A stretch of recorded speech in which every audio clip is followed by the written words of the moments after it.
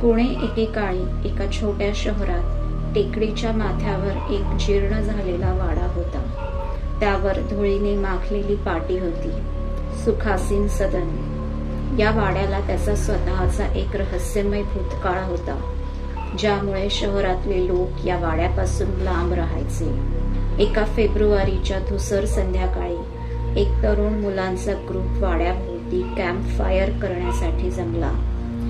ते एकमेकांना भूतांच्या गोष्टी सांगू लागले. त्यातली धाडसी शीतल याच सुखासीन सदनाची गोष्ट सांगू लागली.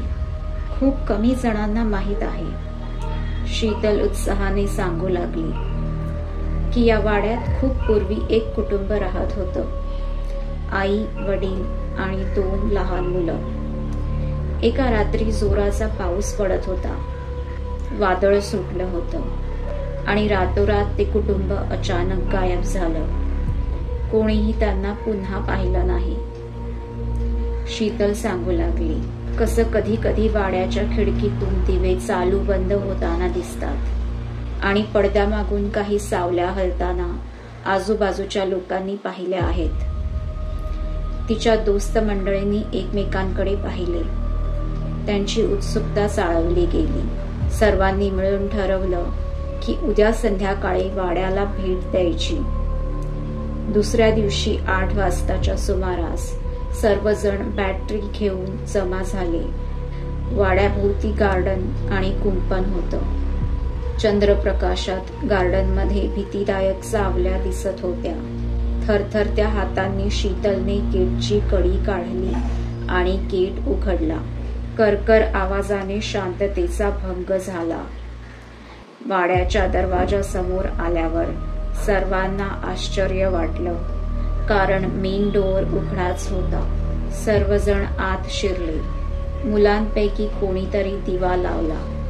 हॉलमध्ये जुनाट फर्निचर होतं आणि त्यावर धूळ साचली होती. जागोजागी कोळिष्टकं होती. भिंतीवर कसलीशी जुनी पेंटिंग्ज होती. वेळ तिथे थांबल्यासारखा वाटत होता. मुलं सर्व खोल्यांमधून फिरून आली. घराचा इतिहास पाहता सर्वांच्याच मनावर थोडं दडपण होतं. स्टडी रूम मध्ये आल्यावर तिथे टेबलावर त्यांना एक डायरी सापडली. त्यावर चित्रा असं नाव लिहिलं होतं.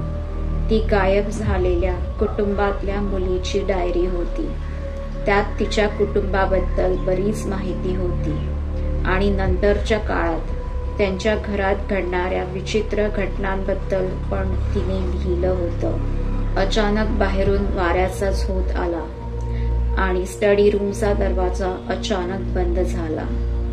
सर्वजण आत अडकले. आरडाओरड करून दरवाजा उघडण्याचा प्रयत्न करू लागले. एकाएकी वातावरण थंड झालं. शीतलने ओरडून सर्वांना शांत केलं. म्हणाली, जरा गप्प बसा, मला पाहू दे कसं बाहेर पडायचं ते. 2 मिनिटं झाली असतील, तो हॉलमधून कुजबुजण्याचा आवाज येऊ लागला. सर्वांनाच तो आवाज येत होता. हळूहळू आवाज वाढू लागला. मुलांना कळून चुकलं की तिथे अजूनही कोणी आहे. मधली खिडकी उघडून त्यांनी टॉर्चचा झोत हॉलच्या दिशेने मारला आणि सगळे दचकले. 4 माणसांच्या आकृत्या उभ्या होत्या. त्यांचे कपडे जीर्ण झाले होते. चेहऱ्यावर दुःख भरून आलं होतं. उंच माणसाच्या हातात भगभगणारा कंदील होता, त्यामुळे त्याचा चेहरा उजळून आला होता. बाजूला बाई होती. तिचे डोळे आत खोल गेले होते. 2 मुलं आई बाबांना घट्ट धरून होती. त्यांच्या डोळ्यात भीती दिसत होती. हे भूतांचं कुटुंब समोर पाहून मुलांची तातखिळी बसली. ती चौघही हळूहळू जवळ सरकू लागली. खोली अजून थंड झाली. शीतल आणि तिचे मित्र दरवाजा जोर जोरात ढकलू लागले, पण दरवाजा काही उघडेना. भूतांचं कुटुंब त्यांच्या अजून जवळ आलं आणि मुलांच्या किंचाळण्याने खोली तणाणून निघाली. सर्व आशा मावळत चालल्या होत्या आणि तेव्हा शीतलला त्या डायरीची आठवण झाली. तिने लगेच डायरीची पानं पलटून शेवटचं पान काढलं आणि मोठ्याने वाचलं. आम्ही प्रार्थना करतो, ज्या कोणाला ही डायरी सापडेल त्याने आम्हाला या शापित जागेतून सोडवावं. जसे हे शब्द तिच्या तोंडातून बाहेर पडले, अचानक खोलीतले लाईट चालू झाले. भूतांचं कुटुंब भीतीने थरथरू लागलं आणि एका सुरात चौघही रडू लागले. तेवढ्यात दरवाजा उघडला आणि खोलीतलं वातावरण पुन्हा आधीसारखं झालं. दरवाजा उघडताच मुलं वाड्याच्या बाहेर धावली. वाड्याच्या फाटकातून पूर्ण बाहेर येईपर्यंत ते थांबले नाहीत. सर्वांची हृदय धडधडत होती. बाहेर येऊन त्यांनी मागे पाहिलं.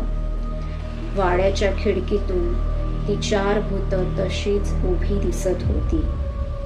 हळूहळू त्यांची आकृती धूसर होऊ लागली आणि ते अवकाशात विलीन झाले.